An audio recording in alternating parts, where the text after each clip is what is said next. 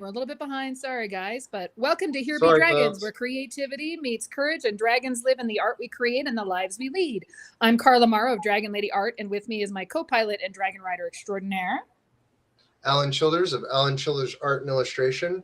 We're here to talk about the dragons we face, the treasure we're after, and the wondrously weird journey of life. Every episode will explore what it takes to face your dragons and maybe even ride one.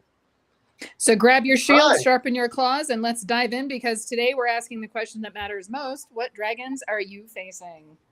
Shut up, Alan. And our guest today We have a is guest. Alexander Gustafson. And hi, Alexander. Do you want to introduce yourself and let our our audience know who you are and what's your relationship to art? Okay, so I'm Alex Gustafson. I'm an illustrator, maquette sculptor, viz dev artist, a bunch of other stuff. I've been doing this for about 25 years. I've got a master's in illustration from SCAD. Fancy. Yeah, that's me. Yeah, so fancy. It comes in a leather holder. It sits on my shelf. Hey, I went for 2 months and dropped out, and it wasn't even an art college. So everything I did was there you self-taught. Now, the bonus is I'm not in debt. I do not have that. I do not have that. Tell us where we can find you and your work and that kind of stuff. Sure. My website is illustratedpixels.com. That's a great name. Digital illustrator, figured, right down the pike, we're going to confuse everyone going back to traditional. Now they're going to be like, wow. These aren't pixels. If you check out Illustrated Pixels on Threads or on Instagram, it's the same. Or if you just type my name, that'll bring you to Facebook and LinkedIn. Or if you just go to my website, there's links to all the other socials that are on there. There's a blog on there too, which I sometimes make relevant posts to things, and I have a Patreon, which is also under Illustrated Pixels, I believe. Nice. Yeah. I just hit like $88 on that. I was like, oh, my wee baby Patreon's growing up. Heck yeah, that's great. Especially Patreon's hard right now because over the pandemic, I think I hit like $500 a month, but I've slowly dropped, and I haven't posted on Patreon in a little while, which is I forget to post. My bad. And then when I do post, I'm like, here's 9 maquettes that I made. Don't bother me. I have been busy the last 2 years. Here you go. Yeah, exactly. Info dump. That's awesome. So, Alexander, one of the questions we always ask our artists is, what dragons are you facing? What dragons in the art world or that you've been facing that's been preventing you from creating or has helped you create? So, not saying that dragons always have to be a bad thing. Sure. Hi, Renee. Hello. I think I probably got several. So I've been doing a lot of self-work lately, which is great. As we talked about a little earlier, I'm a giant proponent and advocate of mental health. So therapy, working out. In the last year, I've lost about, not even a year, since September, I've lost about 65 pounds. I've been hitting the gym 5 times a week. Awesome. I cook all my own food, Awesome. Within reason. And counting calories and all that stuff, which I hate. But I do love cooking, especially when I'm able to coax other people to come over for food, because I love making food for other people. And so that's God, I hate cooking. I love cooking. I don't like doing I hate cooking so much. Like, if somebody else will please come and wash my dishes, I will make you all the food. Right. It's hard to cook for one person. It's really hard to cook for one person. It's all meal prep. I have a slow cooker. I will and an air fryer, and that does the bulk of the work. My oven. I do love my air fryer. Yeah, it is secret. It's secret sauce. And so there's that. There's the art, which right now is both a good and a bad dragon. It's like a 2-headed dragon that don't like each other. Heck yeah, that's cool. So I do these, which are maquettes. And That's so cool. Trying to learn nice. how to cast these. I'm kind of a natural sculptor. And one of my teachers, I took one class in college that the teacher was just like, "You've done this before," and I was like, "No." And he's like, why is this not your major? And I'm like, it can be your major. Blink, blink. Like, Wait, and then even my illustration professors were like, maybe that should be your major. And then I was like, I part of me was like, I love sculpture, but I don't want a sculpture degree, master's degree. That just sounds useless. Yeah, I was, what the fuck are you gonna do with that? Right? Oh, by the way, cussing is allowed, so we're fine. Oh, excellent. I'm like holding myself back. Like, don't F-bomb. Fuck that. Work at I put a little explicit check mark when I upload these. So okay, cool. Go for it. For me, I'm trying to figure out how to take all of my disparate art dragons and get them out into the world in ways that can make money beyond just freelance. Because right now, freelance has gone the way of the dodo. I've got illustration. I've got some outlines for some books that I've written that I want to illustrate, and I don't want them to be like novels. I want them to be like, are you familiar with like Tales from the Loop? Oh yeah, no. They're like fully illustrated books. It's more like a square, and every yeah. page has like illustrations on it. I want to do. I mean, more that's kind of what I'm about to kickstart like in 3 days. Oh, I awesome. did the dictionary, the Language of Flowers dictionary. Yeah. I took it from the 1800s and then I just illustrated the whole thing. Oh, excellent! That sounds fantastic. So, yeah. Thank you. Well, drop that on me as soon as it's live, so I can put it everywhere. Because I would. Thank you. Yeah, I appreciate that. I think your style would be great for an art book like that because you have a very cinematic style with some of your artwork here.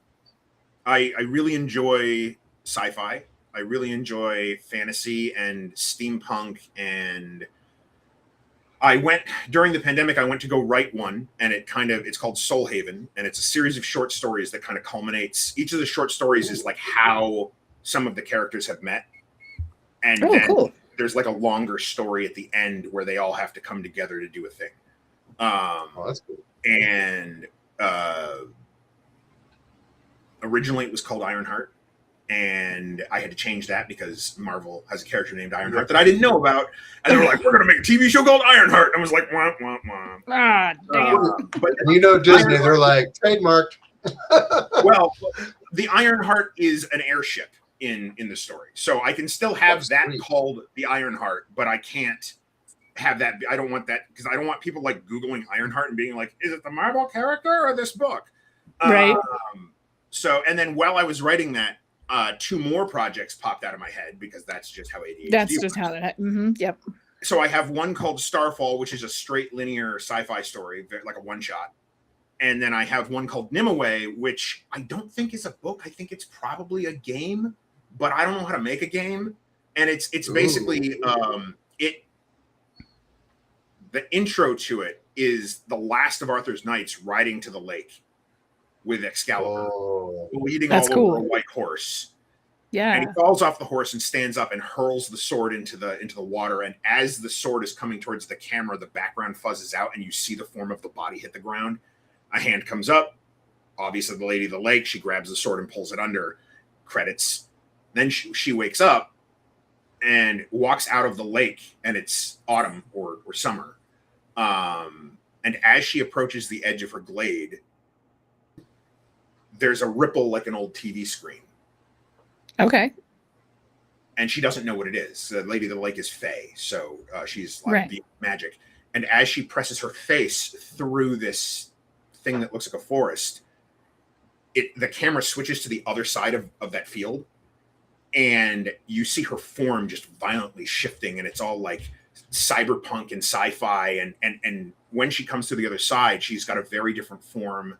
And while you would play her, she and the sword are constantly shifting in light and shadow because the magic can't solidify. And I don't even know how you do that. That would be a huge pain in the butt for even the biggest studio. Make a pitch book. Right? Make a pitch book for a video game company and just like man. That sounds great. The whole story is she steps off this. It's kind of took it from Gargoyles a little bit, but like her lake has been moved to like the 300th story of a building, right? It's like a city park. Yeah. Cool. And she steps off and just straight drops down because what you hear things as like the sequence is going, and you hear, "Mom, no, help!" And she realizes that Arthur's been reborn. And I'm waffling right now on whether or not Arthur is a little boy or a little girl in this time. Oh, And yeah. you don't get there quickly enough to save the mother, but you do save Arthur. And it's an unconventional escort game. Like, nobody can target Arthur, but if you die, Arthur usually dies cinematically, right. Yeah. And your Arthur whole becomes the buddy companion. like when you move, Arthur is like weaving between your legs because you're like whatever 10 feet tall, or you're a weird fate thing. And the whole plot of the game is get the new Arthur to Merlin, who is still alive in some form. Very cool. That's and you're gonna cool. meet like some of the knights who, why are they still here? Have they been resurrected? Like I have all these ideas. And that sounds way better than any of the escort quests that I've played in World of Warcraft. Right? Yes. Yeah. Mm-hmm. Yeah. No. Escort quests suck. I mentioned that to a game dev, and they were like, "You just said like an 8-letter word. Don't ever say." Yeah. Right. No. We don't talk about that. We don't talk about escort quests. And I'm like, well, like nobody's like shooting the kid because nobody will publish that game if that's what you make. Right. No, but Arthurian Legends Out of Time, like that sounds really fucking cool. And they'll be like, and it is very much like, what if this legendary timeline was in the year 3000? So there are beasts and there are like augmentations and there's magic, but the magic is weird because it doesn't really handle being around technology well. So like there'll be times where you're fighting with the sword and the sword changes into another type of weapon, and it might throw off your whole fighting style. And there's other times where like you take a hit and you get knocked back under a street light, but being that close to a light source, an electric light source, your whole form just violently ripples. And I think that could be so damn cool. That's very cool. I'll spare. I mean, that would even work. Like, if you're like closer to nature, maybe it has like a Fae vibe. Like, maybe if you're close to nature, like Central Park, it's like a whole. That's how, like, I'm thinking that's how you feel. World stuff. Yeah. Like, because this is going to be like future Chicago or future New York or something like that. It's probably not going to be named that, but like there'll be like a Central Park or like a city square. And if you manage to find a tree, that's how you heal. Oh, that's cool. Like, cool. Yeah. And nobody steal this. Right? Yeah. I've already got so many drawings for all three of these. This will be recorded for propriety's sake. Right? Right? Yeah. The better sci-fi... than mailing a letter to yourself with copyrights. Just print. The sci-fi one, like I said, is a straight shot. That's just like high science fiction. I wrote that because people kept bugging me about, you're so good at sci-fi, do more sci-fi. I'm like, fine. And then Soul Haven is like a high fantasy steampunk, mage punk. Like all technology runs off of elementals that are captured in cores. And that also makes all of that technology alive. So like your gun, which might have like, all elementals work from mote to titan. So a mote is a candle flame. It's not very intelligent. It's like sort of intelligent.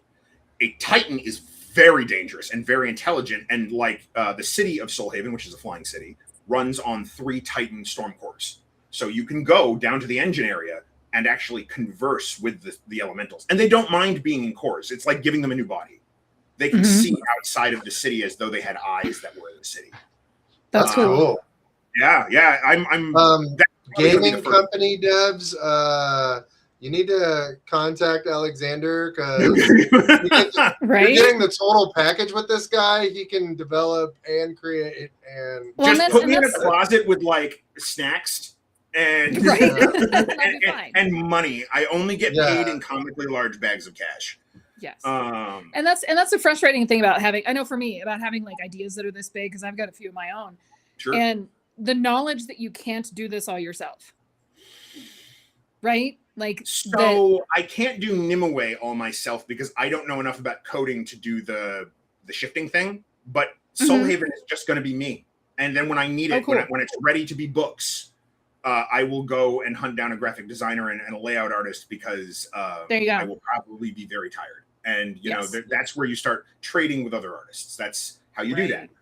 Because we as artists don't have unlimited funds. So you find someone who's like, I really need an illustrator or a concept artist or a viz dev artist. Can you draw some of this stuff for me? And you go, I will do that for you if you help me lay out my stuff so that it looks like a professional did it. And for sure. Because I don't have graphic design abilities. That is not a power that I have. Also, I'm hugely dyslexic, so someone is going to have to like read over the text and make sure that the words that I say are the words that I meant to say. Yes. Yeah. I have recently discovered that I'm mildly dyslexic, and it's very interesting. Yes. A lot of things that I, like I can't spell for beans, but I'm an avid reader and Sure, I can pronounce things usually just fine, but the spelling is so horrifically wrong. And it turns out it's because I'm mildly dyslexic. So that's fun. People who follow me on social media will definitely notice. They'll be like, oh, your spelling is terrible. And I'm like, yep. And you at some point just accept it and go, I can either worry about this every day for the rest of my life and bleed out your nose, or just accept it and the rest of you can too.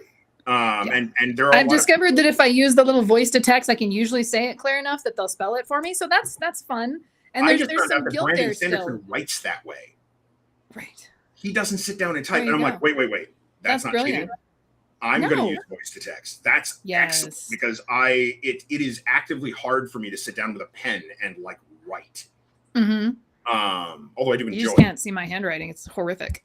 Sure. Yeah. The better I can paint or draw anything you put in front of me, but if I'm writing a word, no. Yeah. So, Alexander, what is like? Where were some of your inspirations for art growing up, and like what brought you to art to begin with? Like, where were you?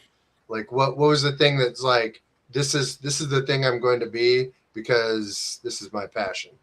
Sure. So it wasn't my first passion. My first passion. Really? I was a nationally competitive ice dancer. That is the coolest thing ever. Yeah. That's awesome. You said that with a straight face. It's true. I have a whole box of medals. I was 14th in the country with my partner at the age of 14. Wow. That's sweet. Yeah, it was pretty cool. Most guys like, and this is like, 14 for me is like just discovering girls, and I get to skate with girls every day, so it was really cool. Unfortunately, I just didn't have I was like Star Wars novels, Nerds in the 80s. I could have been. They're like New Kids on the Block, guy, and it just didn't. Yes, it just didn't. So I did that until about. I continued to skate into college. So I would say around 18, somebody was like, "You need to pick a path. Are you going to do this professionally, or are you going to pursue something else?" And I looked around, and I realized that I was at that level. I was the only public school kid.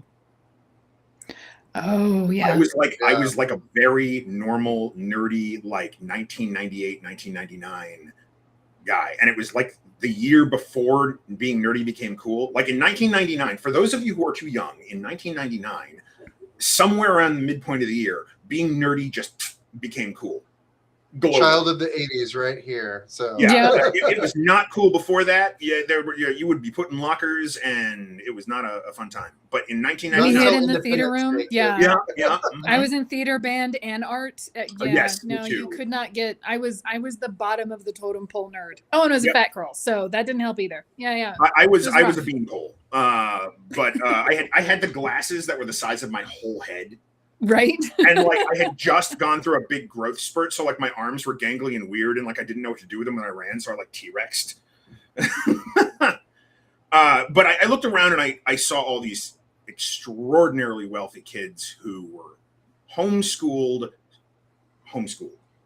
The kind of homeschool where all the time you don't spend learning, you spend in your sport. Right. Eric Summer says he credits Phantom Menace for the cool nerd explosion. That's definitely part of it for sure. Phantom Menace and X-Men 1 and Blade. Yeah. Yep. And probably to a lesser extent, like DS9 was right around there too. God, Star Trek just started repicking back up after. DS9 is like the best Trek. Yep, I agree. A lot of people find that sacrilegious. It is only the best. TNG. I love TNG too, but the first couple seasons are a bit rough. Especially with Matrix later on that year. And Matrix. The Matrix definitely had a lot to do with that. So I went back to high school. Kung Fu. And I was like, all right, we got to pick something. What are we good at? And I was in every art class. I aced every art class with ease. And so I said, okay, I guess I'll go to art school. What do I love about art? Now, this is something that I just realized like in the last year. I made a mistake at this point in my life. I was playing a lot of Dungeons and Dragons with my friends, so I chose fantasy illustration as my career path. But that was not my greatest source of inspiration. My greatest source of inspiration was Star Wars and other film, and specifically a VHS called From Star Wars to Jedi, where they went through all of the Industrial Lights and Magic stuff and how ILM came to be. And I kept wearing copies of that out.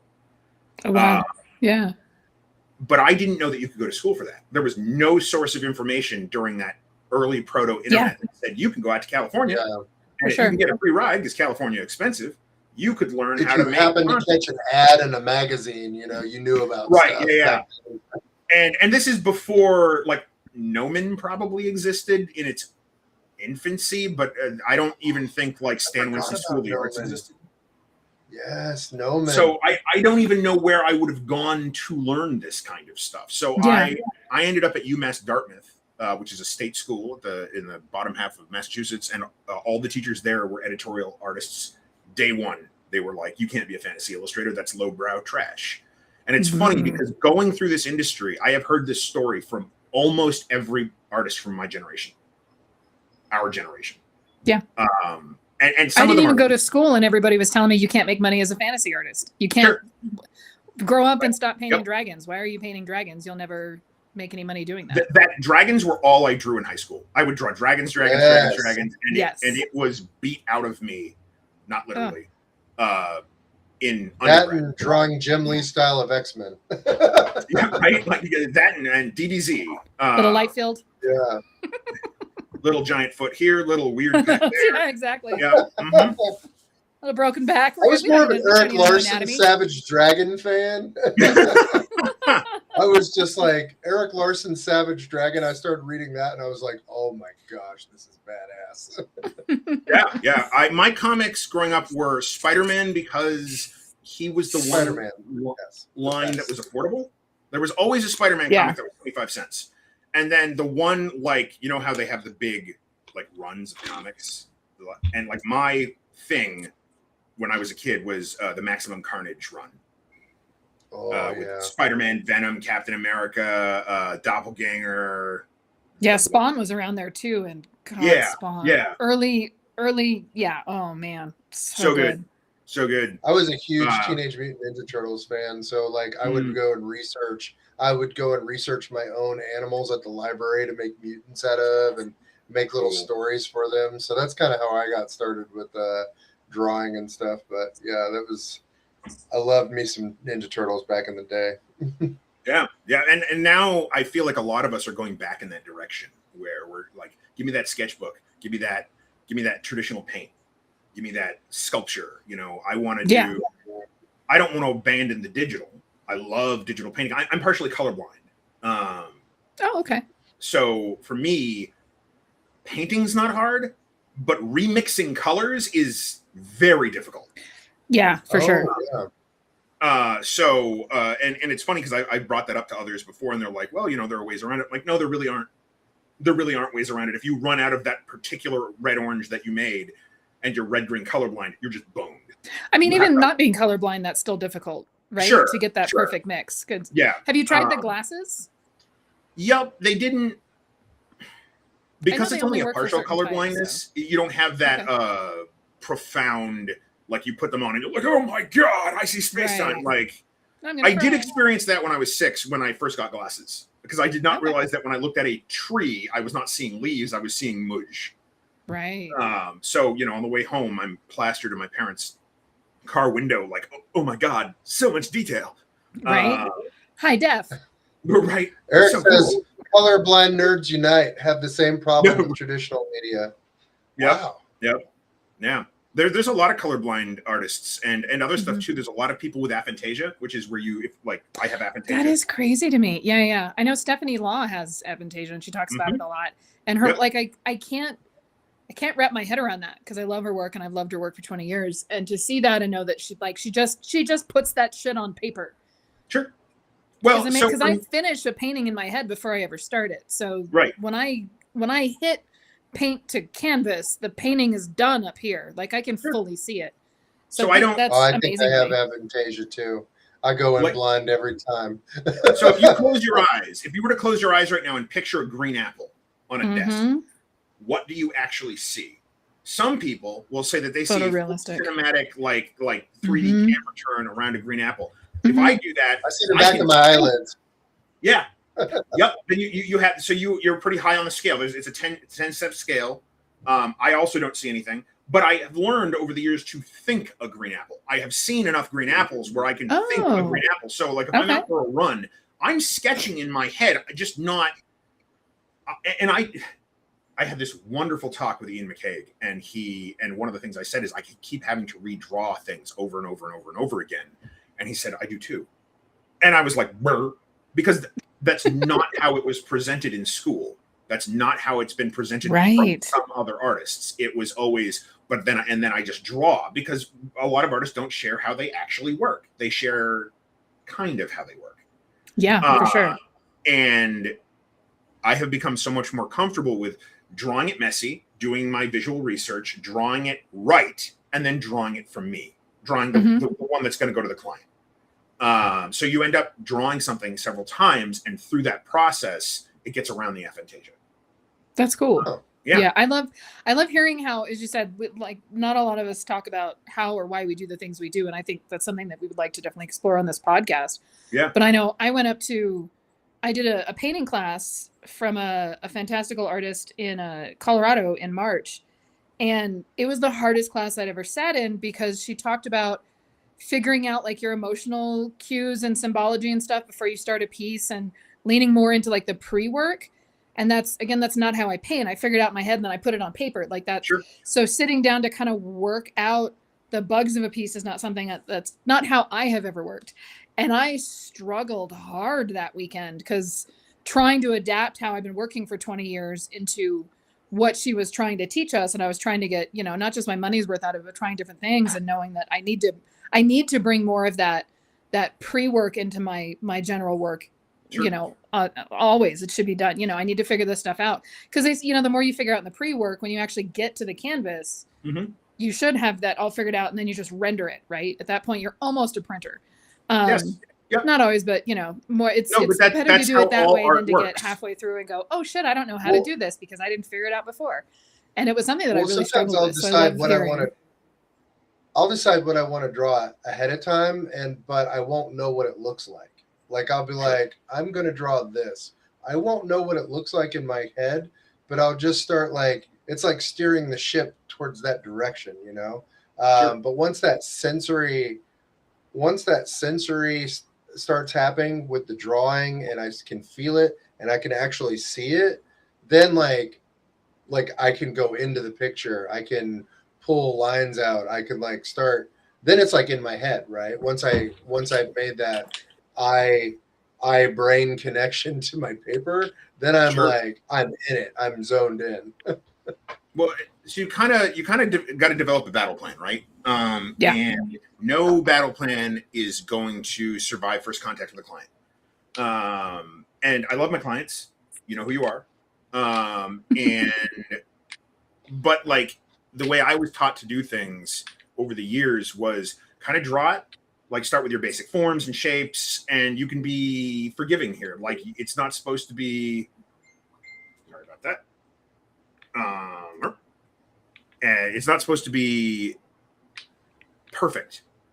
Once you do that, you do kind of like a version of the whole drawing. And at this point, when you've kind of got stuff figured out, at this point, this is where you're going to hire your model, get someone in costume, make a maquette, get the lighting right, really nail down the bones. Sculpture too. These are made with armature wire. These are made with aluminum armature wire. The hardest lesson for any student to learn when you're doing this kind of stuff is you need to nail the armature. The armature is the most important part of the sculpture, because if you fudge the armature, the weight of the sculpture will eventually snap it.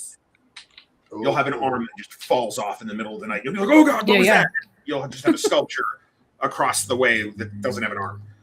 Because these things are heavy. Can we show our viewers this huge rancor that you have over here? Yes. So this thing is massive. Look at this. Look at this beastie boy. It's so cool. Oh my God. So this guy weighs, just get him by the throat. I was just going to ask. This guy weighs about 25 pounds. Now, ordinarily, when you're doing these professionally, you would bulk it out with tinfoil, but I kind of subscribe to a little bit of weight means reliability.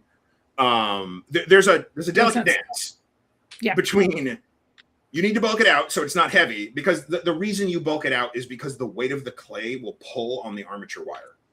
And also, you have to carry these things, and they are very heavy. Every time I bring one of these to the show, I use them as center table props for like a inline table. For sure. Yeah. And you're in a full flop sweat by the time you get one of these from your car to your table. You're like, I work out. Why am I so weak? Right. But I am working on getting them smaller because everyone's like, you need to make them smaller. I'm like, I want to make them bigger. I want to make them small. Hey, dude, if you don't want to make them smaller, don't. Well, so here's the thing. If I ever want to cast them for sale, I have to make them smaller. Oh, yeah, fair enough. That Raincore is like a $6,000 cast. I mean... Could you imagine a 3D print of that thing? You should get the rounded 3D print of that thing. That'd be sick. They do. So 3D scanning is an option, and that will force me to finally learn ZBrush. There you go. But you can't sell 3D. When you sell a 3D print, like even if I printed it myself and painted it myself, I can sell that for like, I don't know, $100. Yeah. If I cast this in bronze, like the Raincore, if I cast that guy in bronze, I can sell that for like $10,000. Yeah. Well, even if you got into like modeling, because I did a lot of old school resin modeling. I fucking love monster modeling and did it when I was all through high school, and really just incredible pieces. I miss it so much, and I hate that 3D printed is now taken over that world, because I miss my resin and that's what we're looking at learning next is some form of like 2-part mold resin. Things, but it's expensive as hell. And if you mess up, your sculpture is just dead. So go apply at Sideshow. I am not. My ability, if you look at some of the sculpture, are you fucking kidding me? Really? Oh yeah, no. Yeah, your sculptures are sick, dude. No, I think you could be a Sideshow. I love it easily. too. So the sculpture for me is pure. It's weird. There's a lot of anxiety and pressure on the illustration because I've been doing that for 25 years. Right. You asked about dragons earlier. One of mine is healing that and learning to face my illustration from growth and joy again, because that is where artistry comes from. It needs to come from the spark and not from the, oh my God, I must pay my bills. You're never doing your best work from 6 feet underwater. You're not. Yeah. Nope. But that's absolutely why I'm going into fine art. You're in a state of survival. I'm doing this point. And not this. You can't make completely. You can't make your best creative work from a state of survival. No, and I know it doesn't look it, but I'm very like you're getting actual Alex, which some of my very close friends here would pay good money for. And I have extreme anxiety. I do too. Me too. Very, very, very bad anxiety. Just had a panic attack a couple days ago. Yep. I've had in applying to regular jobs. There is when you have been told that you will not make it a lot, and I mean a lot. I know. When you my parents. Yeah. Okay. I never had that. My parents have been very, very supportive. Good. Not so much of the not making no money, but like they want me to like go work a regular job and do the illustration. Like, please do both. Right. We're just not if I was in any city, this wouldn't even be a discussion. I would have just gone and gotten a really good regular job and things would be great. Being in Vermont, it's like you're rural and it's like super. But like, wow, my whole brain just went. What thought were you about to have, Alex? It was a thought for sure. It was a thought. That train just took off. It just left the station, and I'm still on the platform. That's okay. But yeah, I'm very interested in somehow the sculpture is totally free of that. When I sculpt, I don't even sketch first. I just start moving my hands, and my hands know what to do. Like that Raincore, I didn't use reference for that. I know what a Raincore looks like because I've read every Star Wars book ever. You did that from memory? Holy shit. I can draw you a technical schematic of a B-Wing starfighter with no prep time. Okay. So I have a problem with people using the T word. That needs to be working for Star Wars. Like, no. I've worked my ass off. I read every book. You're starting to challenge my idea of what talent is, dude. My seriously. I have a one of the lesser types of photographic memory for certain things, detail and lore. If I am given access to that, like the first time I played Halo, I got into Halo late, so I played like Halo 1, 2, and 3, and there was already like a wiki and books and shit, and I like started to read the books and read the wiki, and I can just tell you the entire history of the Halo universe now. I didn't want that information, but it's in there. But it's Same in thing there. with Star Wars. I grew up on the books. I grew up with the West End Games D6 Star Wars role-playing game. All of that information is in my head, and it's really annoying because I actually like most of what Disney's done. We'll just put 7, 8, and 9 over on the side. But the shows and stuff, love them. I think I've loved everyone. The Acolyte wasn't great, but there was some really cool shit in there. They brought Cortosis over, so I was happy with Quimar or whatever his name is. I will go so hard in the paint for Star Wars, and I had the opportunity to actually write. Did you read the expanded novels? Did you read the all 182 of them? Yes, I did. Yes, you did. Yeah. And I'll never forgive. Well, I love R.A. Salvatore for his Dritz novels, but he also killed Chewie. Okay, so there's a whole story behind this, which will spoilers. Jesus, really sorry.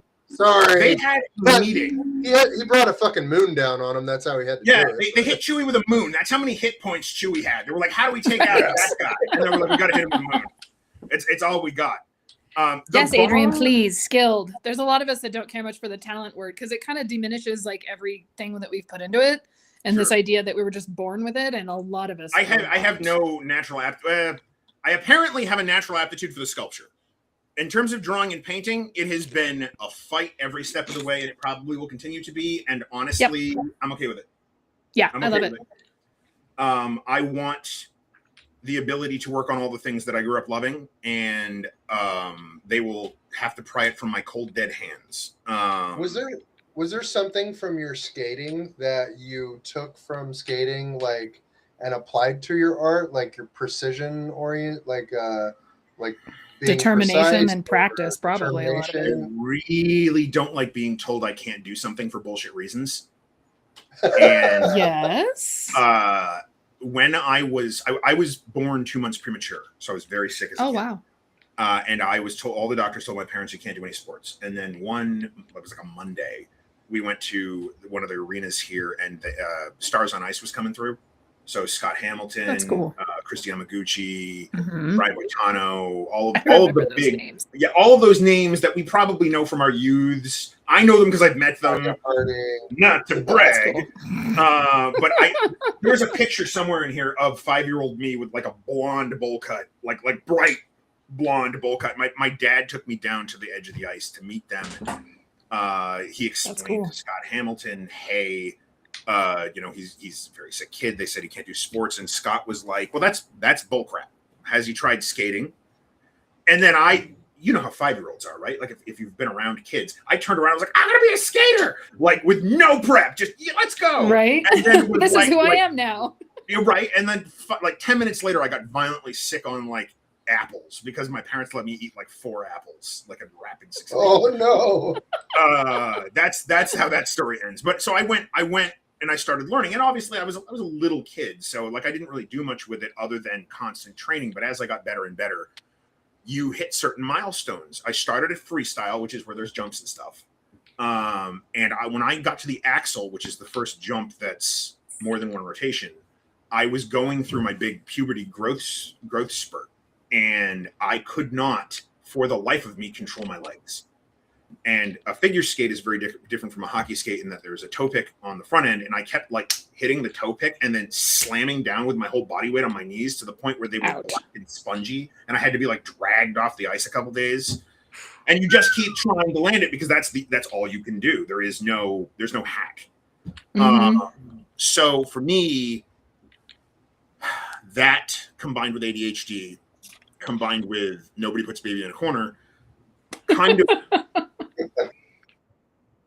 Like I laugh because I know.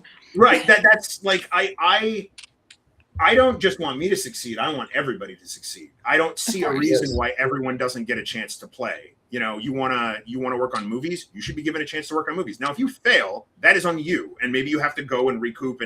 But like, if you're never given the chance to try, that's on a lot of people. Yeah, and for sure. And I feel that way about illustration. I feel that way about a lot of things in life. Like, doors should be opened because they can. Yeah. And I know a lot of people who disagree with me, and I will tell them to their face they're full of shit. Because No, I completely agree, for sure. No one in illustration would be where they are without people opening doors for them. There's no one who is 100% self-made. You may have been self-trained. You may have taught yourself how to paint, but nobody has a flourishing career on their own. That is just absolute nonsense. And so that's we're not creating in a bubble. Right. And that's what, so I took that skating mindset because I did not fit in that world. I just didn't. I was a nerdy, loud, talkative kid. D&D playing. D&D playing. Yeah, right. Exactly. Like I because there were only two guys in my oh God, what's the word? Like at the rink that I was based out of, there's a word for it, and I can't think of what that word is now. And there was like a couple hundred people that skated out of there, right? There were only two guys. So all the women that were in ice dancing, I would have to take them through their tests. Now, if this was even 5 years later, so much stuff changed. One, guys started getting paid for that because you literally would come on test day, take your two tests, pass them, and then there's 200 girls. Just at this rink too. There were other places like Connecticut doesn't have any boys at this one arena, so they need to ship in some boys because that's. Wow. Now I think some things have changed. Now I think like a girl could skate with another girl. It's just there is boys moves and girls moves because it's right it's, for sure. The difference between pairs and ice dancing is in ice dancing the man will throw the woman, and in in pairs the man will throw the woman. In ice dancing, at the lower levels you never fully separate, and at the higher levels you can separate if you're choreographing your own dance, but you will come right back together. And there's you're not throwing anyone. No one's leaving the ice physically. A lot of parallels to like ballroom dancing and stuff, which is cool. And you're learning like foxtrot, waltz, swing dance, west east, fiesta, cha-cha, that kind of stuff. The moves are very similar. They're a little different because you can glide and you have edges that there's like a momentum to it. But like I also am I know some ballroom dancing. I hope to get back into dancing when I'm fully back in shape. The anxiety kind of drove me away from that. Oddly, you think lace up again?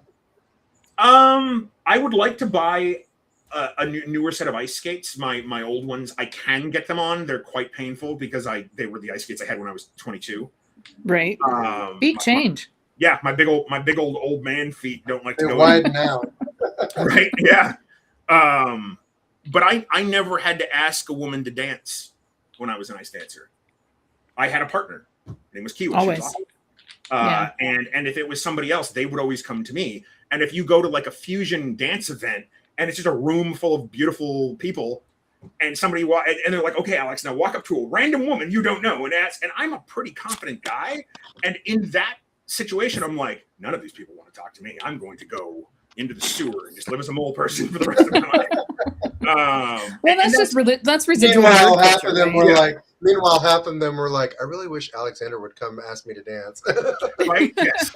And that's it. That's that self-defeating anxiety voice that we have to bind and gag the gremlin and toss them into a trunk. It lies. Yeah. It lies. But that repetition that I am not born good at this is what I took. And I don't have a lot of natural artistic ability so much as I'm naturally creatively unstoppable. It's very difficult for me to like, if that's an engine. Mm-hmm. When I started writing Soul Haven or Nimue, it's very hard to stop, like almost painfully hard to stop. It just starts coming out. For sure. And I try to communicate this to like HR. Oh, nobody gets it. Nobody gets it. I'm like, I can't do anything else. There's no other options. Not like, oh no, I just really like being no. I can't do anything else. Sure. Yeah, and I did 5 years at IBM right out of grad school from 2008 to like 2014-ish, 13, 14. And that was the hardest thing I've ever done in my life because it was a fabrication plant and I had to stand there and do nothing most days because my tools were constantly broken. Like these big microchip wafer tools, right? And all you do is pick up a box and put it on the next tool. Pick up a box, put it on the next tool. I can't do it. It's so hard. And like I physically can do it. I can mow lawns, I can houses, I can do any job. I'm capable of anything. But the problem is after about 6 months, my brain just checks the fuck out. You need to engage me on like a mental or physical level. And then all it takes is one asshole manager. In my case, it was like me and like 2 really cool people and then like 40 hunter bros out of thousands of employees. But that was like my team. So I was not gelling like Magellan. They were like, I showed up with hopes and dreams and a fresh master's degree, and they were like, "Oh, you're gonna die here." You're right. Yeah. This is where dreams come to die. But not get anything on the carpet. My 2 longest jobs ever in my lifetime were the military because it's really hard to quit. They make it hard to quit, and then working in the education system because kids kids give you back a lot of what the system takes. So they feed my ego, but both my parents are teachers, so I get it. I got to see like at close proximity the benefits and negatives of teaching, such as bringing work home. You don't have free time. Or kids recognizing you in Walmart or every restaurant that you live in nearby. My dad is Mr. G to about 80 gajillion kids because he taught for 43 years. Wow. Every state I have moved to, Florida, Georgia, Washington State, every place, a kid or an adult will hear my last name and go, "Shit, you haven't been to Vermont, have you?" And I was like, "Oh no, it's another one." I moved across the Y'all country. are following me. I moved across the country to Seattle for a job, right? Didn't really know many people. And I went to a meetup. It was an indoor beach volleyball meetup in Georgetown, Seattle. Made a bunch of friends who are still friends of mine. This one guy comes up to me after the thing and he's like, "You said your name is Alex?" And I'm like, "Gustafson?" And I was like, "Oh no." And he's like, Here it comes. 2 things. 1, your dad was my teacher. And I'm like, "Yes, I know. He's taught everyone." And 2, I was your lifeguard when you were like 6. Like I was the person who taught you how to swim. And I was like, "I don't remember that at all." And he's like, "You wouldn't. But you were very good at swimming." Is the world really small? It's super tiny. Really? Seriously? Yeah. Part of it is Seattle is the furthest point away from anything relevant for a lot of the country. Unless you want to move to like Juneau, and then jobs are a problem. I feel like the internet makes the world seem so big, but really it's like you'll end up meeting somebody at a random thing, like or somebody that knows somebody. Like the world is so small. It's crazy. Even in like somebody, I see these posts online all the time that are like, "If you're an adult male, why are you still playing video games?" I'm like, let me reframe this for you because I love people. I deeply love I'm an extrovert in the truest sense of that word. Fuck everybody. Sorry.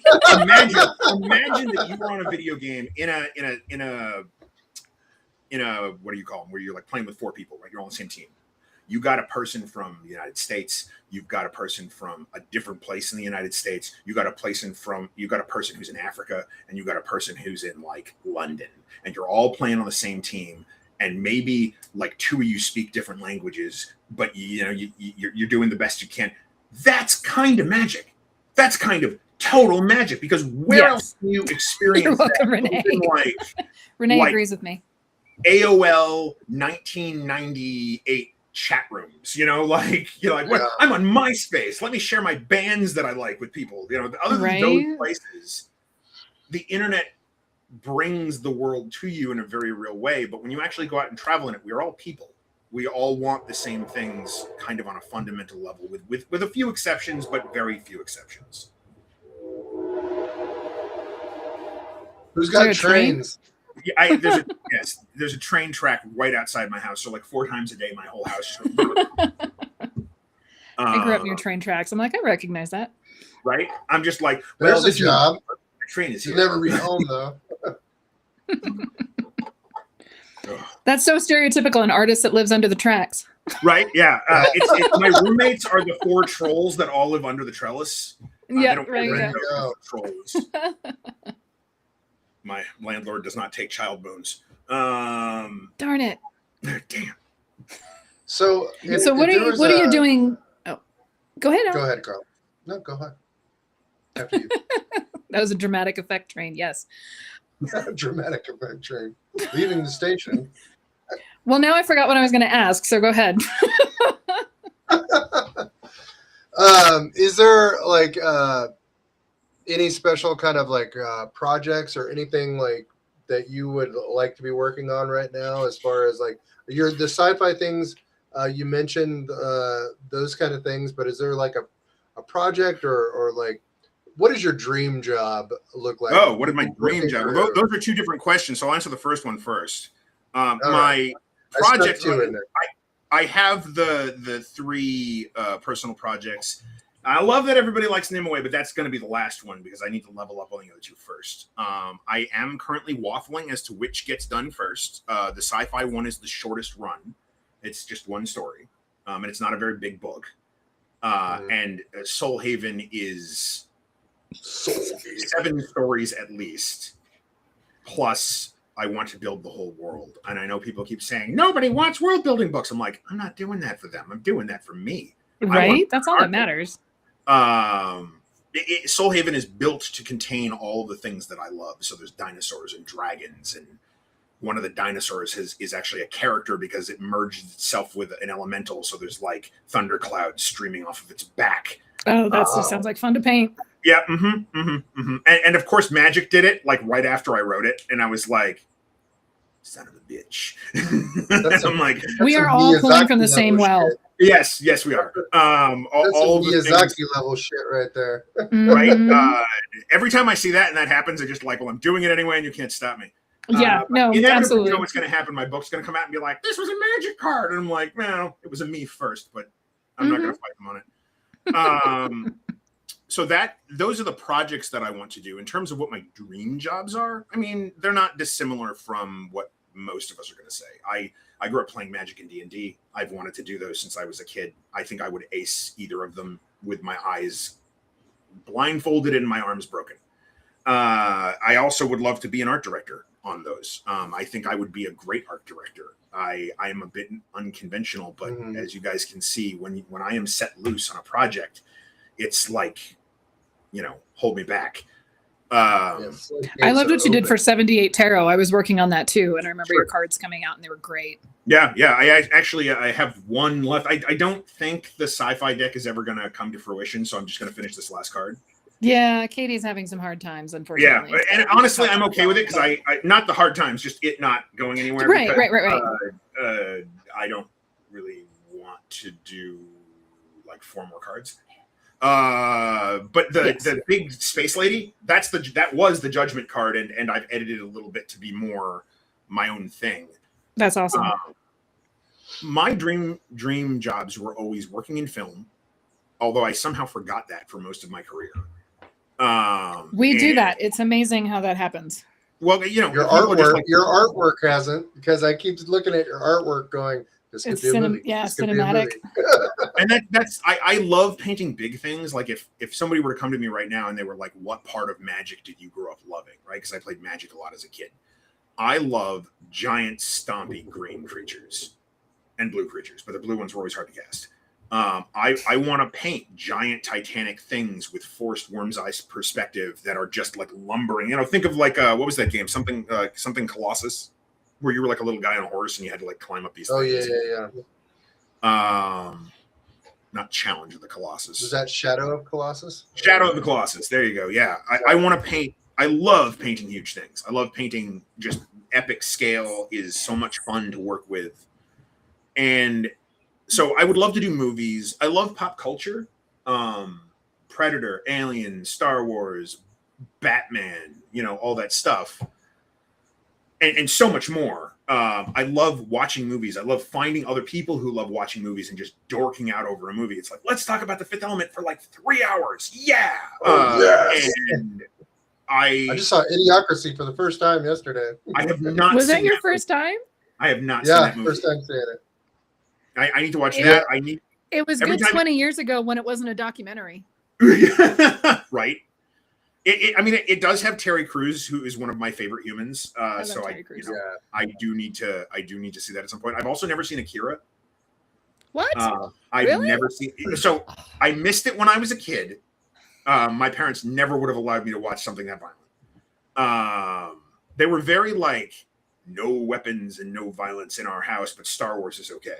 Right. And then It's they far bought enough a removed computer- from reality. They bought a computer that like came with a pack of software, and in the very back it had X-Wing and Mech Warrior 2, and it was all downhill from there. I was like, Right. polygon violence. Ah! You know why religious parents were okay with Star Wars is because Ewan McGregor looked like Jesus. I grew up on the OG, but yes, there's memes going around the internet of like somebody's nana who like thought that they put up a picture of Jesus, but it was actually Ewan McGregor as. Yeah, it's a big joke in the Mormon circles. Yeah, and I'm like, White, pretty white Jesus. yeah, right.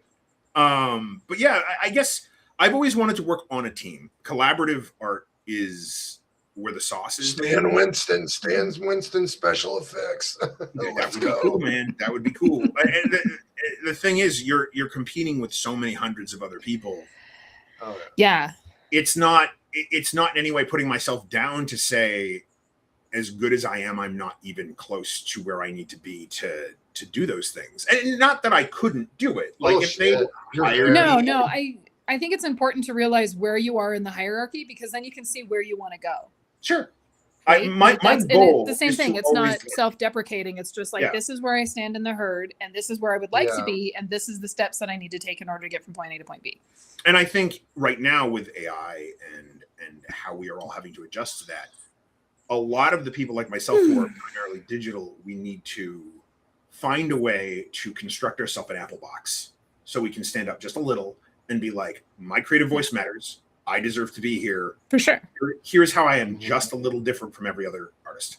And for me, that's going to be starting digitally, finishing traditionally, and then maybe adding some three-dimensional sculptural elements to the compositions. That's what I'm doing. Yep. Yeah. And That's then we why can I'm start painting talking all gold about. leaf with lapidary. Oh, and, sure. And there's relief sculpting underneath it, and Yeah. So what I'm trying to do is create an experience for the viewers when they're standing in front of the painting. Yep. Right. It's just not like, oh, that's a pretty painting. It's when you walk by, the colors shift because there's sparkly shit in it, right? Or there's stones that flash or whatever. The metal changes, and that's so I want that experience between the artwork and the user, the consumer, the watcher, whatever. Right. And the purchaser. yeah, I think the user. The user. There's a booth theme for you. Everything's set up like the Matrix or like Tron. Yeah, and when they come up, exactly. you're like, welcome, user. Yeah. That'd be Start cool. using that in my booth. Welcome, user. Do you Where want would the you like red to go, pill or the blue Navigator? pill? Right. Compliance. If you know what that's from, that's a nerdy deep cut from the 80s. That's from Flight of the Navigator.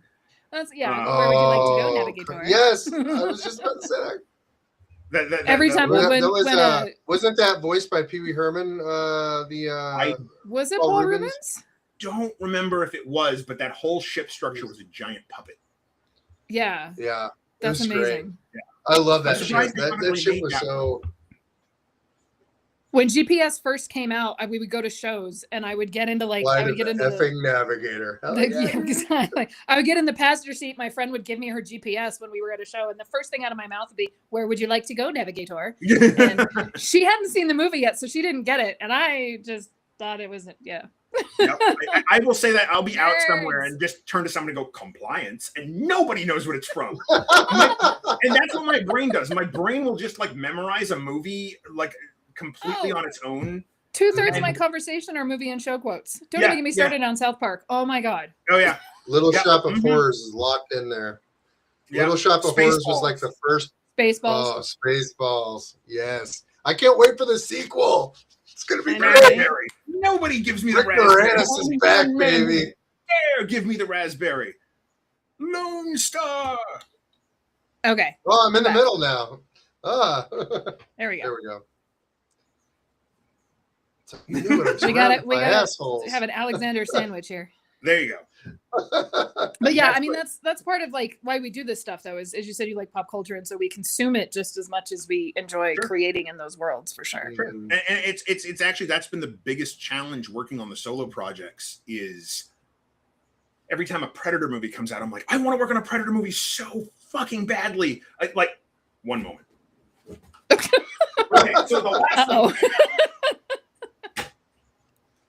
the last one came out, and I literally made this from scratch. Heck yeah. Oh, That's amazing. sweet. These What are is it made of? well, this is 3D printed with Bondo, Nice. and Okay. these are the blooded marks for killing your first xenomorph, and then these are actual coyote jaws, Yes. and like a set of ski masks and some metal greebles. But like, That's I love did this. nerds. I painted I love an illustration. Nerds are the best. You really can't leave me alone with buildable stuff and or things, because I will build stuff out of them. I've made multiple lightsabers. I was in SCA for years, so historical costuming. I also do plushies on the side, so yeah, Sure. no, I'm totally get it. Yeah, I there's a market for that. Ice skating with lightsabers. I mean, or ice skating as Star Wars a on Predator. I think there's a market for this. It's so funny too, because the Thanks, sport Eric. has changed a lot from when I was a kid, and a couple of the things that I didn't love is when I was a kid. I've always loved music, but I didn't really have my own musical taste because I didn't love what was on the radio. Not because some of it wasn't good. There's a lot of good 80s music. But because it was on the radio, it's what everybody liked. And Yeah. just subconsciously, like, I was kind of rejecting it. So I only listened to Weird Al for like 8 years. And then my musical journey went Weird Al Yankovic, Dave Matthews Band, Incubus, metal. So I have the most important question of the night right here then. Sure. What Camelot concert are you going to when they're touring in September? God damn it.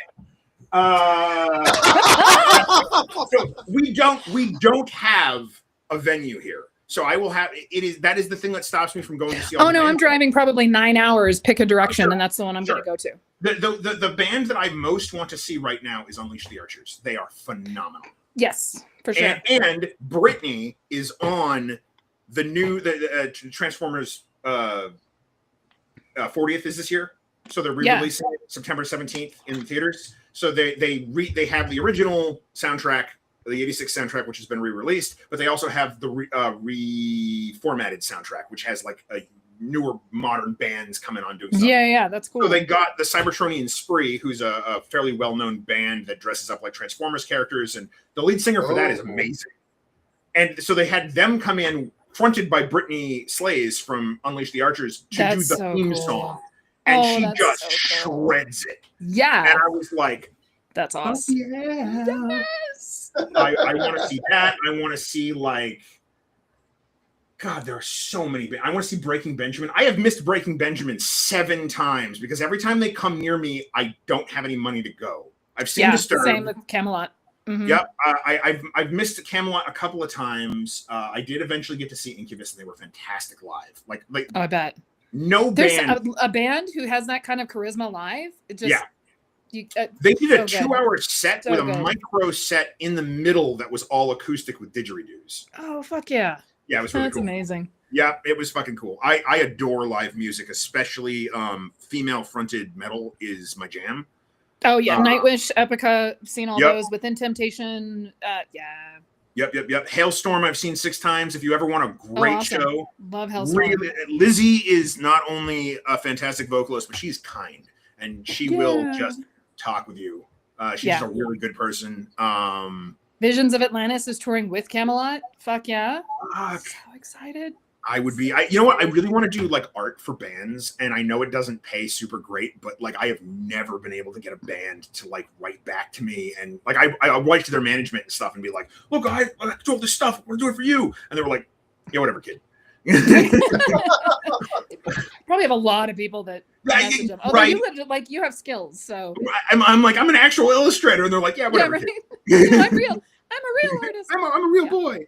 A lot of this job feels like doing that. You're like write to someone and you're all excited.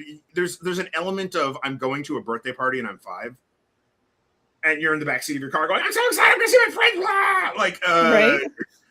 a lot of and it's weird because one of the things that I've learned is people who are in charge of hiring fucking hate that. They do not want you to be passionate. They want you to be professional. Right. And I'm like, can't I be both? They want you to be like, these are my works. It's weird. They're okay. It is a little weird, but I have run into a fair share of people in the industry who, when they talk about all the cool shit that they've worked on, there is like a level of detachment. And I'm like, I don't think I could ever do that. Like, I don't think I'd ever be like, oh yeah, I've only worked on 5 Predator movies. 6th one, I don't know. Like, I've been like, fuck yeah. And I got to work on Predator, and I got to do this, and I got to do that. Right? Like, there's what we do is so cool, and I think I've had a few instances in my time doing this where you've gotten to see the direct effects on everyday people that have shaped why I do this and why I fought so hard to keep doing this. I had my car die in Seattle. I needed to go to work. I had a day job, which was technically doing illustration. And I had to call AAA. Guy shows up. It is the most blue collar man you have ever seen in your life. Like, if the words blue collar came to life, he's this guy. He was a nice guy. Just, like, if I was drawing from imagination a blue collar mechanic guy, it would be him. Look it up in the dictionary and there it is. Dead in eyes. Until he puts the new battery in, it's doing its thing. He's making sure that it's good. And he looks in my back seat, and there's some sketchbooks and some client work and a bunch of D&D books. And this man becomes 10 before my very eyes. Magical sparkles fall from the sky, and he becomes 10. And he starts telling me about his D&D game that he plays with his dad, who's in his 80s, and his 2 sons. Yeah. And it's dragons and swords and adventures and family time. And he asked to see my art, and he's going through my art, and he's absolutely dorking the hell out. Comes alive. And I am just, and I didn't have to say anything. I just sat there, and I quietly, and in that moment, I realized that I do this because if I am able to allow someone to remind someone who is not an artist that they can live with wonder and joy for even a second when they have to pay bills and do taxes and eat healthy and count calories and all that crap, job done. Life 1000% all day long. That's why I still do shows. Yep. Yeah. That's why I still do shows. It's it's hard and it's long and it's hot, and I set up a 10 by fucking 20 a lot of times by myself. But you know what? When the people start coming in and they light up, and I've done Oracle decks. I've done 3 Oracle decks. So to have people come in and say, like, your Oracle decks have changed my life. Yeah. There's just nothing fucking better, right? It's the high we're all chasing. Yeah, I had a young woman come up to my table at the last time I did Gen Con, and I never thought, I started, my first client, like, out the gate was Fantasy Flight, as it is for a lot of us. And I've done a whole bunch of cards for them for a variety of things, and I did a ton of Lord of the Rings cards, just a beastly amount of Lord of the Rings cards. And this was, like, I got that job when I was not ready for that job. And the thing with me is, like, it's always deep end stuff. It's always like, we need 9 wargs, and there's orcs on the wargs, and then like a dozen knights, and we're going to pay you like $200 for that. But everything has to be detailed. And you're like, I just graduated from school and I was watercoloring, and now I'm digital and I don't know what's going on. Oh God. And this wonderful young lady, very young, like probably not a teenager anymore, but early 20s anyway, walks up and she's like, are you Alex Gustafson? And I'm like, maybe, yes, I am. The sign says I am. And because, like, I don't really consider myself to have done much. I've done a lot of tabletop gaming stuff, but like nothing. We forget. Nothing that we forget because we have to get. There's another project coming up, right? Sure, and a lot of games were games that you work on and then you never see. Like, you never get a contributor copy. You never see if it got published. And she has every card that I have signed, and she's like, I have every card from this game that every Sweet baby artist angel. has done. And they're all signed except for yours because I could never find you at a show. And I saw that you were going to be at this Gen Con, so I brought your cards. And tears streaming down my face. I'm signing this girl's cards, and I sent her away with swag and art, and I'm like, pay for it. I'm like, the hell you will. You will pay. You just brought my entire life spark back. You're the best, right? I know. And you hear a lot of people, especially like on Magic the Gathering and projects that are bigger like that, talk about signing cards for people and how great it is to meet the fans. And that was the first time anyone had ever come up to a booth and like wanted my work. And the funny thing is, this is like 2021. I did those cards in like 2010. Like, there was a long period of time, and I'm looking at these cards and I'm like, ooh. Yeah, no, right. This art sucks now. Can we trade these out? Isn't it weird how much life that your artwork has beyond, like, after you're done with it, your artwork still has life and is still inspiring people beyond, like, past what you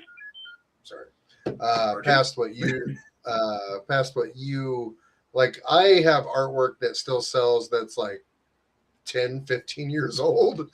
I'm like, holy shit. I have one painting in particular that I had to retire it because I retired it from my portfolio, but not from my show table, because it is. I was like, I really wanted to get on D&D. This is younger me. And I was like, I'm going to start doing the classes that you can play, but in non-combat ways, because I want them to be more something you want to put on the wall, right? So you don't want like, for sure. player like blowing apart undead, and you're like, yeah, I'm putting that over my couch. So it is a blue-haired elf, an attractive blue-haired elf girl, and she's drinking out of a stream, and a fox has walked out of the forest. It's an old painting. It's like 9-10 years old at this point. I can sell that with my eyes closed. Just go sell, do your thing, and it's funny because every time that's on the table, women with blue hair just materialize and like, oh my god, a woman with blue hair. And I'm like, yes, I painted it specifically for you. And it just sells. So I was like, maybe I should embellish a copy of that, like throw some acrylic paint on it, and then like bring it to Dragon Con just as like, hey, I'm like, just title it lowest common denominator and have it fly off the shelf. But there is something to be said for doing work that people will love. Because if you're painting like a deep emotional piece that's very personal to you, that's great. That is, and there might even be a few people who see that online and go, "This really resonates with me." When you explain what it's about, but until you explain what it's about, people are like, "Well, that's kind of weird."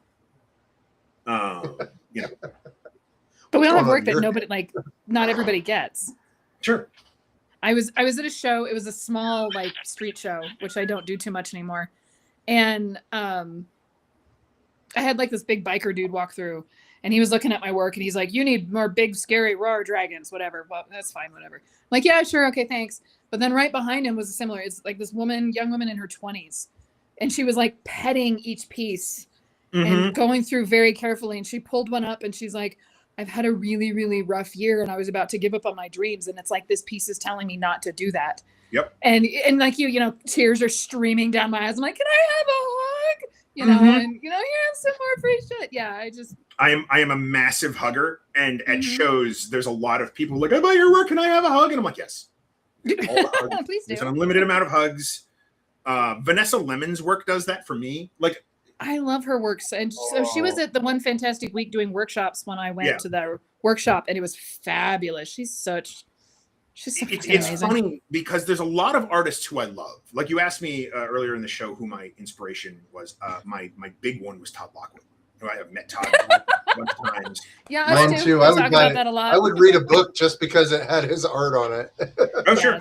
I always secretly wonder if he hates me telling this story, but I wrote to him in high school, and I was like, "Todd Lockwood, I love you. Can I be a fantasy artist? Read your books." And I sent him a photo. Where is that? Hang on, let me see. I think it's right here. Let me see if I can grab it. I did one of those like high school, like I'm gonna do a master copy. Yeah, it is here. Oh god, it's in such bad condition. Keep in mind this is like 20 years old. So this is a master copy in acrylic that I did of. That's amazing. One of his book covers. I did this. Amazing. This is acrylic and bottled egg tempera because that's what my high school had. I love it. Yep. That's not horrible at all. Like it is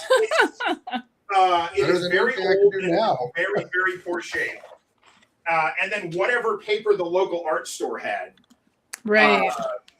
But so I took a Polaroid of that, mailed it to him with a handwritten letter, and I got a handwritten letter back saying, if you work really hard and you and billionaire tech bros don't create technology that destroys your entire livelihood, you too can be a fantasy artist. And I took that like whatever glowing hot nugget exists at the core of Alex, took that in and was like, and now I charge forward blindly.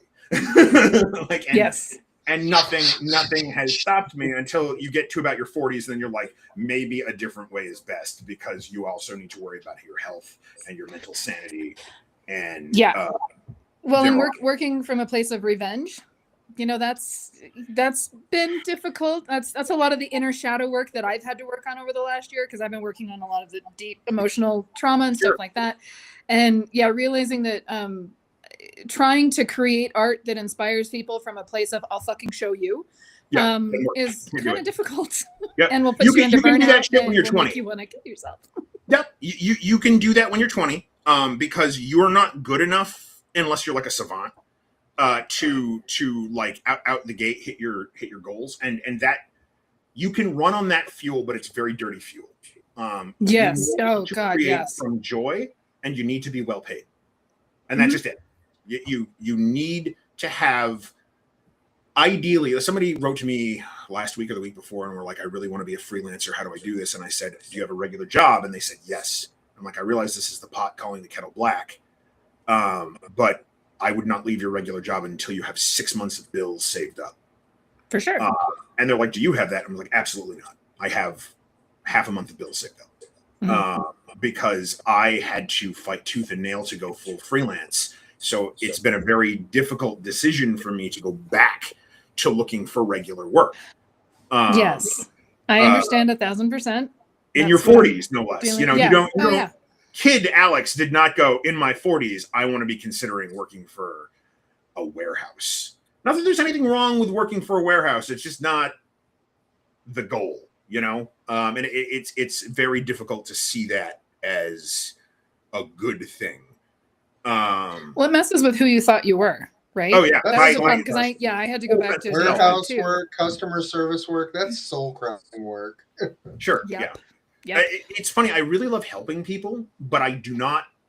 It has to be my choice. Like a good example is instead of Thanksgiving, my family and I go and do we feed the homeless at this. That's cool. Restaurant. That was my idea when I was a kid. I love doing that. However, if somebody would walk up to me and be like, "Alex, you need to feed the homeless," I'd be like, "I'm going to fight you in the street." Like, right. like not really, but I don't. It's that ADHD defiance disorder. Yeah, I get that.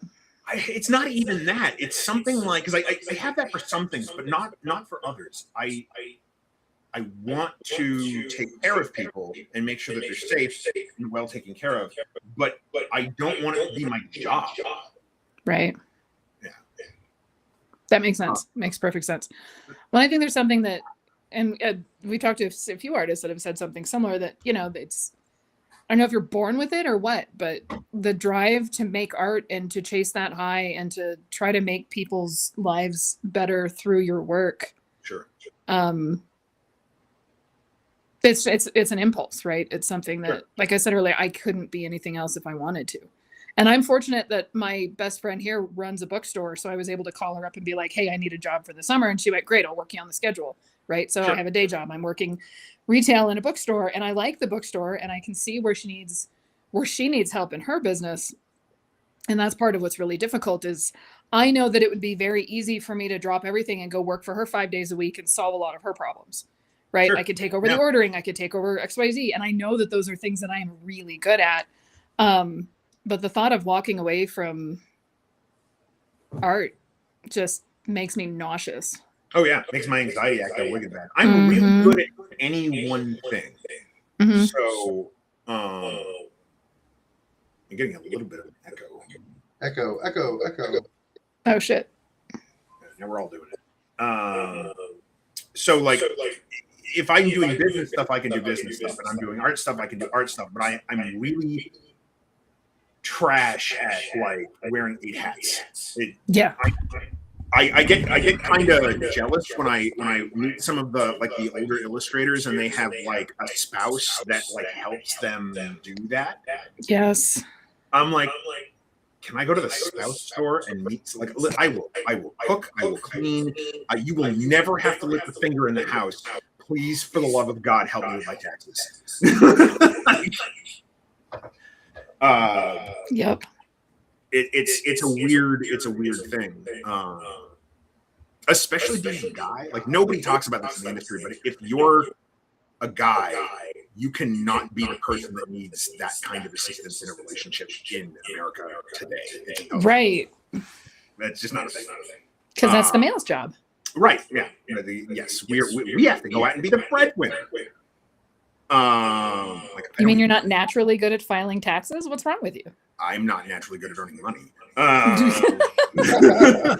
I mean, I feel like I flirt with the idea of being a freelance illustrator, and I've done a few jobs for some folks, but it's like, and I'm starting more shows, so I get all the best parts of it without having any of the pressure. So it's like I have a job that is paying my bills and whatnot, and I have my health insurance figured out. So I get to flirt around with being an illustrator without having to commit. But there's like always that little bit of like, could you do it? Could you be in it? You know? So it's like I want to, but like I'm just too nervous. I would never be able to pull the ripcord. Well, and it doesn't help that the entire world is kind of against us right now either. You know, like, sure. Yeah. Like same with you. Like I was pulling 40K in sales 2 years ago, and now I'm pulling 18. Right. Sure. And that's nothing that I'm doing. The art hasn't changed. I'm still doing the, same amount of shows or XYZ. It's just things are shit for everybody right now. And there's nobody. Well, that's not. There are some billionaire tech bros to blame, but there's nobody in the industry who's like a mustache twirling villain. Nobody's like, let's stop Alex from working. Moo-ha. Well, that's just because Musk hasn't grown a mustache yet. Yeah, that's true. I seriously, when he hit trillion, I was like, he really wants to write to him and be like, dear Elon Musk, I need $5,000 a month to make all of this stuff, and you won't notice it's gone. Let's talk. Right? You could fund every artist on this planet and never notice that money is missing. Yep. Do you think part of it is proximity? Do you think that like some people get more opportunities because they are near more creative like places? 100%. Yeah. Mm-hmm. Where I am in Vermont, so I moved back here during the pandemic to help take care of my folks because they're in their upper 70s. Where I am 100% is affecting my ability to get work. If I was in LA or New York or Chicago or Seattle, not Seattle. Seattle's its own thing. Seattle has some really messed up stuff with their job, the way jobs work there, especially in video games. Like, you need to have worked for one of the big video game companies out there to work for any of the others. So you can get boxed out very easily. Right. When I was out there, I could get interviewed with all of them, but they'd all be like, oh, you haven't worked for one of the others? Well, we really need you to know our pipeline. And I'd be like, well, I haven't worked for you yet. Why would I know what your pipeline is? Right. They don't. Right? I was watching a Mike Mignola documentary, and he was talking about how he used to just get work at Marvel. That's a good one. He was hanging around. Yep. Yeah. Yeah. When you walk out the door and bump into these people, it's easy to. Well, it's who you know, right? So now they see you and they see your face and they know who you are, and they're more likely to give you a job and XYZ. Yeah. I'm like you. I'm in like rural fucking New Mexico, and all of the shows and any of the shows that I go to are at least a 9-hour drive. Sure. So that limits the amount of like shows I can do and things like that, because now show prep, setup, driving, everything else, that's a 2-week journey and not just hey, I'm going to go do an art in the park this weekend and make what I need to make for the next month. Like, that's not an option. I have to plan my shows well ahead of time. Yeah. And there's nothing small worth doing here. So I couldn't even get into it. Like, I live 2 minutes away from the local fairgrounds, which is this massive complex, right? They are having a Ren Fair, Mm-hmm. and I couldn't even get it. What? How? Well, one, I didn't apply in time, so that's a big yeah. But also, it's like it's outdoors. I'm like, I'll bring my own goddamn table, like. And they were like, "No, we have too many people." And I'm like, "Yeah, Vermont doesn't love fancy." Yeah, and they're probably all 3D printed and yeah, dye subbed garbage. But yeah, they for me, it's going to be an 18.5-hour drive to get to Atlanta for DragonCon in September. Yeah, and I'm like, it's about what it is for me too. What am I going to do? Ship my shit? What happens if it doesn't arrive? Then it's just me behind an empty table. Yeah, absolutely. With a sign that says "free hugs." Right. Who's that guy? Alan saw me at the last big Ren Fair I did. I got a double in my Kia Soul. Oh my gosh. She TARDISed it. She had a TARDIS. I don't know how she I got a roof rack and put the tents on top and everything else went inside and Oh my gosh. I have an ancient baby car. So I will be renting a car of some form that can drive me down there because my 2013 Hyundai Elantra hatchback will not be fitting everything I need to go to Atlanta. I don't know. You can cram it in pretty good. That would be good gas mileage, though. It's actually kind of crap gas mileage. Really? Oh, you mean renting a car? Yes, renting a car, I'll get better gas mileage, right? I think I get like 23 miles to the gallon in that thing. I get my Kia Soul gets about 27 when it's fully loaded down. So sure, yeah. That's a 2017, but. I can't wait though. This is going to be my first show since the last time I did Gen Con. So I'm going to be there with bells on and a big smile, and I don't care if I don't get to go. Like that's one of those shows that just the experience of being there is worth it for sure. You need to find yourself a booth partner so you can go network and get some jobs while you're there. I don't think Dragon Con's really that kind of. I don't think there are a lot of art directors at Dragon Con. If it was Gen Con, sure. Here's the other thing about that is I've worked for almost all of the tabletop companies. They stopped working with me because I had to raise my prices to survive. I can't work for $200 a job. There's one client who I will not name by name, but I love them, and they have saved my bacon so many times that I will work for them for that price, and that is the only client that I will work for that price. Because when you start hitting like $3,000, $4,000, $5,000 a cover, and then somebody comes to you and goes, "Will you do a cover for me for $60?" It's like my internet cost. Yeah. Well, and that's something that I wanted to touch on too. Is the jobs that are available versus the amount of people coming in, because right now we're seeing an influx of a lot of young artists that are coming in, and it's hard when there are people out there that are not probably near as good as you are, but they're on that ladder that are willing to take that job. And the game companies, I mean, as we've seen with AI, a lot of these people are kind of art blind. So they not necessarily know the difference between an oh my god killer cover and a good enough cover, right? Sure. Yeah. So even for my own stuff, like doing book covers is where I realized that I wasn't making my best work because you get paid, but the pay delays, everything is like a month and a half behind, and then I suddenly realized I was doing a regular job and working on my own stuff. The quality of my work is going to go up 200%. Mm-hmm. And everything is different now than it was when I first started. The way art direction was presented was that it was this collaborative, and that's gone. That is never come back. And now even the biggest, most amazing clients, and I love them, but there's this element of disorganization. Like you're like, oh my god, I have to survive, but they're also like that because their whole company is print about to disappear. Right. Everybody feeling the crunch. So it's like to emphasize it's nobody's fault. Nobody's the bad guy except for the billionaires. Tech bros, they are definitely the bad guy. But it is harder now. Like one of the other things, coming into the field, you used to be able to get feedback. If I walked up, like I remember the first time I applied to Wizards of the Coast, I was 15. Never tell them. And I wrote to them and I sent them my I'm going to college portfolio, and I got a handwritten letter, like a hand typed letter back on stationery, signed by like 4 art directors or whatever.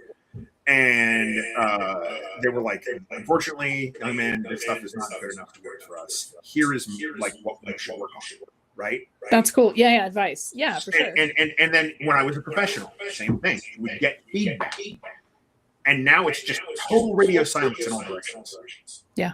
And it's not even their fault. Like, nobody's doing that intentionally. They can't. They're overworked. And there's 9,000 of us applying and emailing, like hiding in the bushes outside their car. Right. Can I have a portfolio review? Look at my portfolio. Never in the bathroom. Like, Right. That's one of the things that we were talking about on a previous podcast is that now more than ever, there are so many people doing art. There are more artists now than ever before. So it's like, and they will, and it's absolutely an accessibility different various. oh sure, they're all at different various levels of needing financial security, right? So like some guy's gonna work for do a cover for $400. Some guy's gonna do it for it's because he doesn't need it or whatever. But it's kind of crazy. Algorithms are screwing us all though. Yeah, it's weird. I think it's because every 8-year-old has access to Photoshop.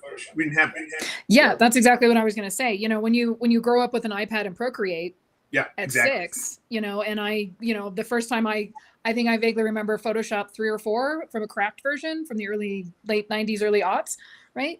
And I remember my first digital stuff being made with mice, with a little mouse and stuff, right? So yes. We don't talk about we all have access to pencils and paper and stuff, but that's not the same thing as digital and the tutorials and YouTube and everything else that everybody has access to now. YouTube is and we can hop on Twitch right now and go to the art channel, and there are at least 50 people that are probably making anime and furries. So on Twitch Live. Yeah, when I started being the oldest person in the room at anime conventions, that got a little weird. Yep. Yeah. That is one of the reasons I never applied to like anime conventions and stuff. Was I was like, yeah, I'm an old man now. I don't feel old. I don't even feel my age. But like, no, me neither. You start to notice it, and I'm like, oh. When the girl next to you is selling charms so she can make enough money to buy her next Xbox game, and you're trying to make enough money to pay your rent for the month, that gets a little difficult. I was talking to these wonderful online artists who they make their money by sharing their work and doing like the turnaround, like it's my work. Right. And they're all like mid-20s, men and women. They're all ridiculously attractive. And they're like, okay, so here's what you got to do. You got to wear something that's really tight on your biceps. I'm like, I'm not doing that. I mean, I'll do that anyway, but I'm not doing that. I'm not like, this is not an OnlyFans for painters. Right. Here's my artwork. The artwork is that way. I heard myself rolling my eyes. Right? Like, and they were really, you got tickets to the gun show? Bow, bow. Yeah, right. And so, like, I took all the information, and there were some great nuggets in there. But, like, in terms of that, you can't even compete. So it's like, what is like an old, salty, tired man to do against young people who would like understand how TikTok works? Yes. Yeah, right. I have found my sculpture goes viral every time I share it on TikTok because it's physical. Not because it's traditional, because it's touchable. Yes. If I put a painting on TikTok, people are like, "Oh, that's flat." I think the new work is going to do better because again, it's that shift. If I'm, taking a video of it, changing from one image to the one side to the other, and you have the shimmer across the metal and the light, blah, blah, blah. I think it'll do well. We're going to find out. Sure. I fucking hate short content, but that is the trap, right? You have to not fall into the old man yelling at clouds. I catch myself all the time. I'm like, no, don't be that guy. Right? Don't be that guy on the internet. Short content. Like, have you ever considered, because Carla knows people licensing industry, not the stuff on drive-through TTRPG. But have you ever considered taking like some of like your work and like using it for licensing or something like that for some type of income? Yeah, I have pieces that I can license, and I do one shot. Like people will come and be like, "I need a monster," and I'll be like, "Cool, I have these 5 images that I've done for past clients that I own the rights for. You may purchase any of these for $200 to $400, depending on the size of the painting." Nice. And they're like, "And there's no turnaround," and I'm like, "Nope, you can do whatever It's you want done. one time." Or there's I think it's $200 if I don't have to do any work, and if you want like an in perpetuity license, it's more. It's like 4 or 5, but it's still bargain basement. Yeah. Most of those are like 5, 6, 7 years old at this point, and like I don't care. And I have a couple of images that are in like 9 different RPG books. If a Wow. company wanted, sure. Like just That's why I'm like, let's put this artwork to work. Let's make some puzzles out of this shit. I will probably do that with a bunch of stuff from Soul Haven, like because there's going to be a lot of just like Villager 8,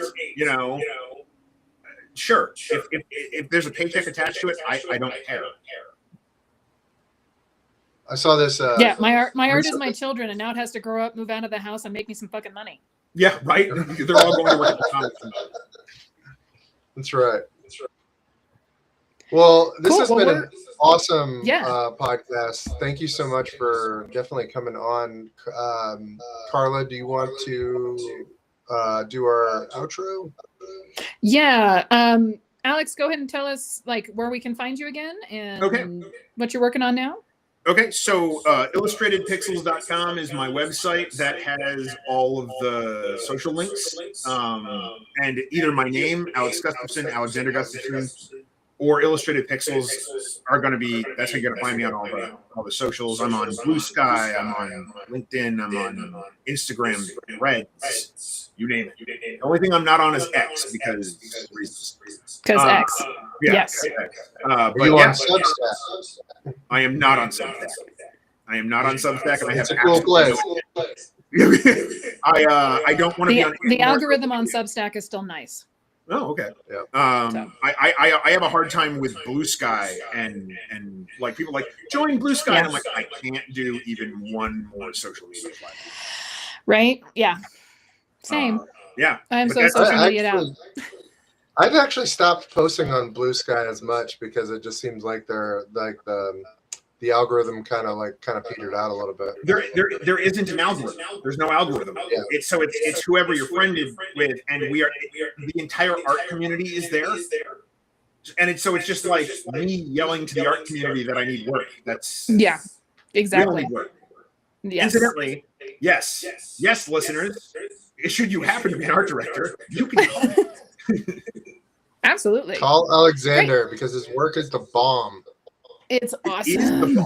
It is the bomb. Great. Well, thanks for joining Here Be Dragons. And make sure to like, subscribe, and find us on the web at herebedragonsartcast.com. We're on Substack. We're on Apple Podcasts. We're on Spotify Podcasts, YouTube, anywhere else you listen. Thank you, guys. We'll see you next time.